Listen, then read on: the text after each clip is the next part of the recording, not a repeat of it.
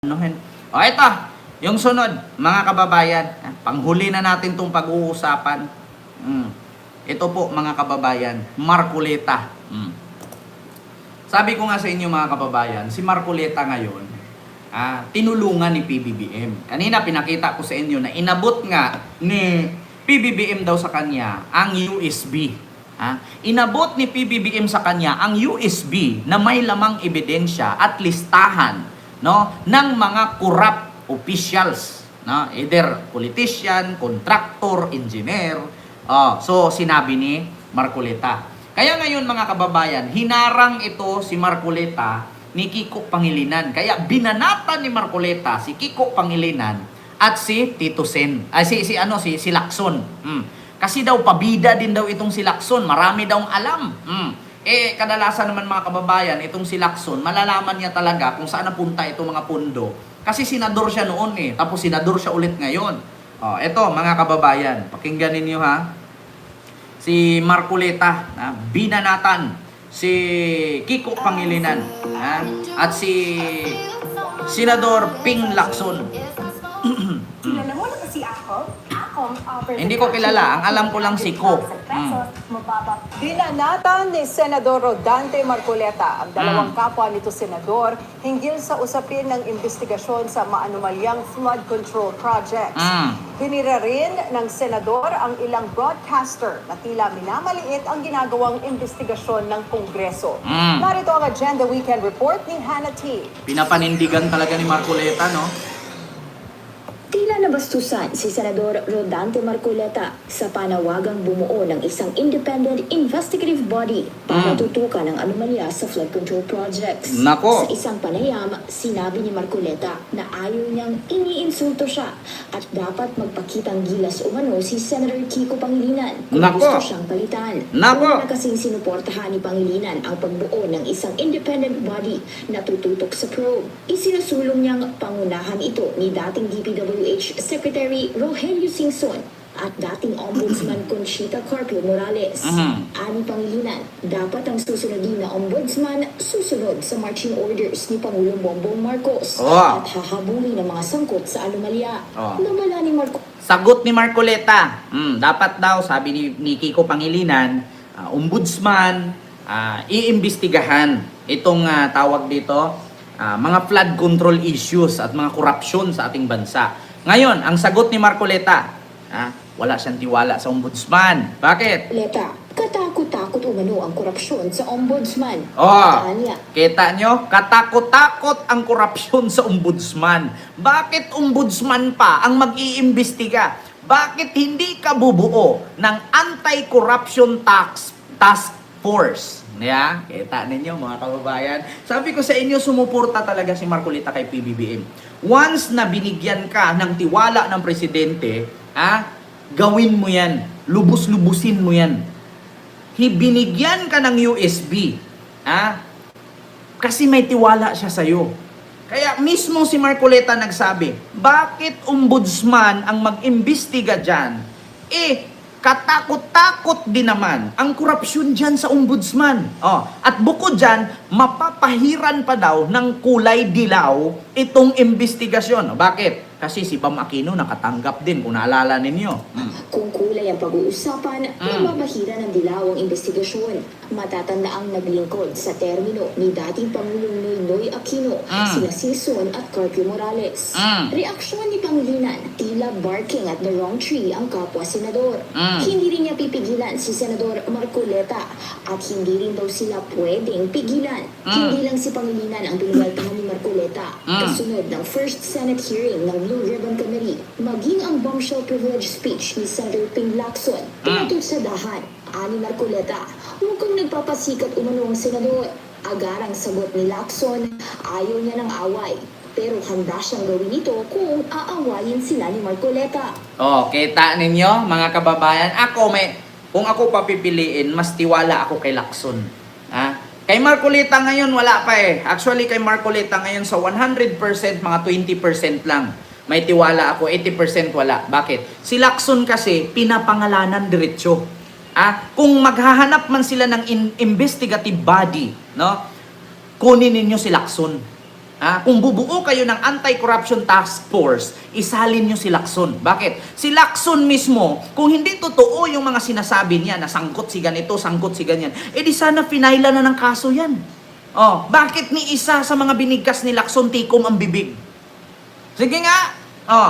Kung hahanap sila ng investigation task force or investigation bodies na mag-imbestiga dyan sa mga corrupt na opisyal, si Lacson dapat kunin nila.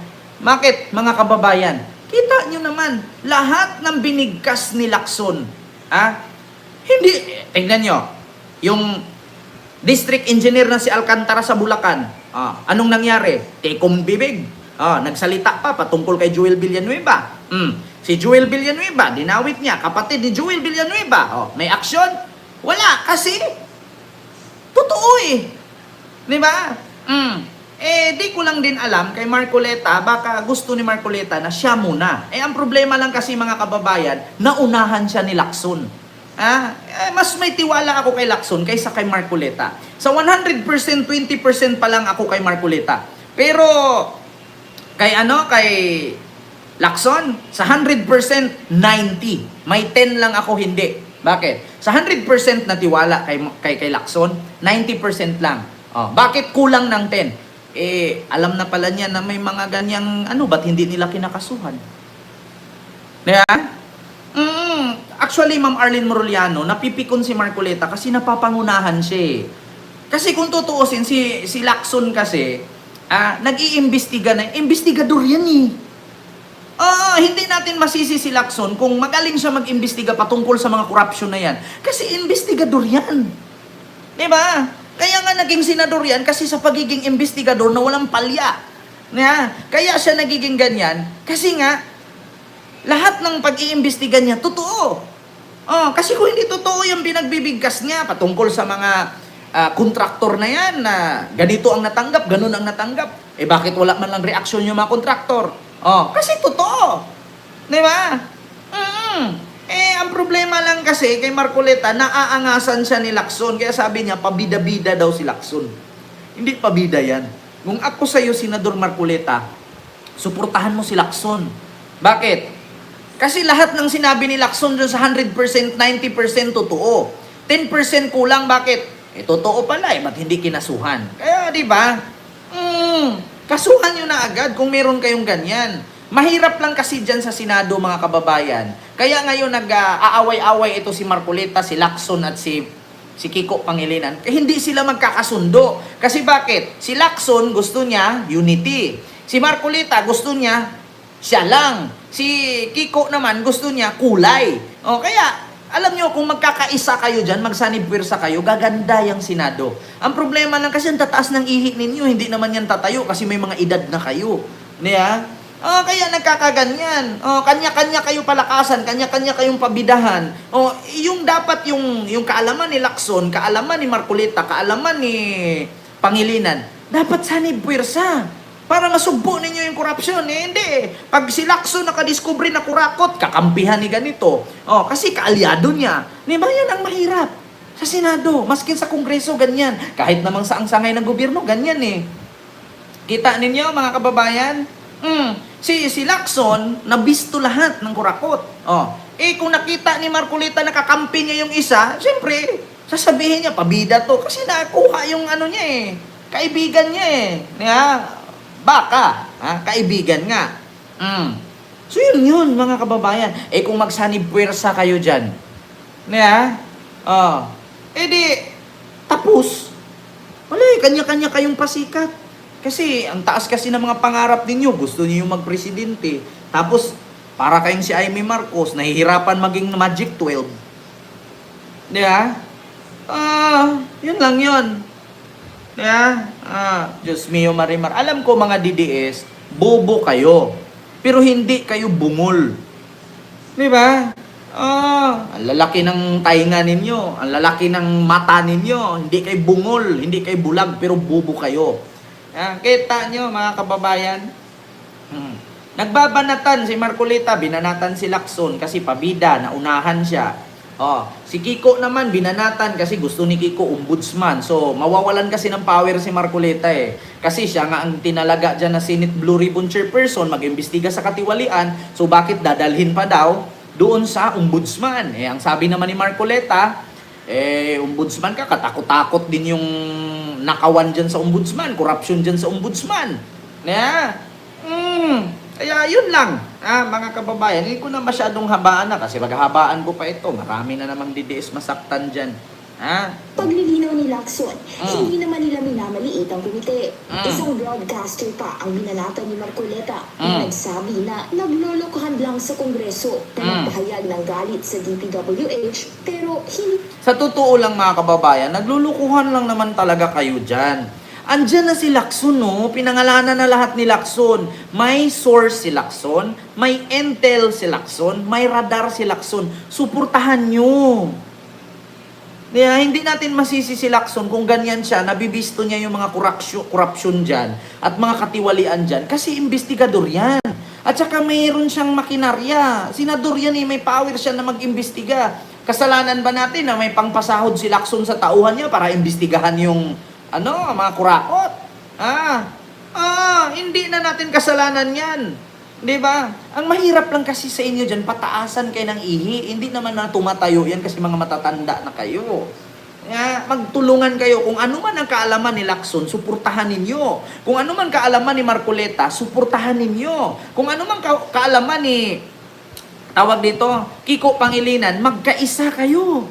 Huwag kayong gumaya sa DDS. Tignan nyo, DDS ngayon, naghihiwalay. Yung isang grupo, takaw sa humba. Yung isang grupo, malakas kumain ng cannabis chocolate. Kita nyo mga DDS, nahati-hati sila. Kung gaano kadami ang jowa ni Duterte, ganun din sila kadaming hatian. Ang jowa ni Duterte, 13. Yung mga girlfriend niya, 13.